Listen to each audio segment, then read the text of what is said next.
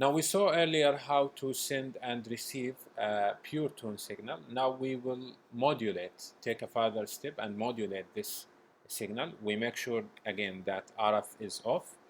Then we move to a new option here, which is modulation. This device gives me many options for modulation, but now we are interested only in a very simple setup to show how to transmit. So we will go to this option here, arbitrary custom modulation, and we will make sure that digital modulation is turned on, and we need multi-carrier to be off because we are sending a single carrier signal.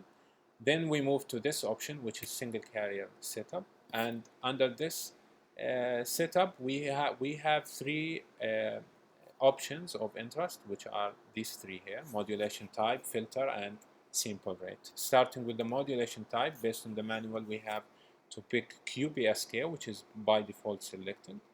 We select PSK, then QPSK. Then we hit return to go back to the main menu of modulation setups.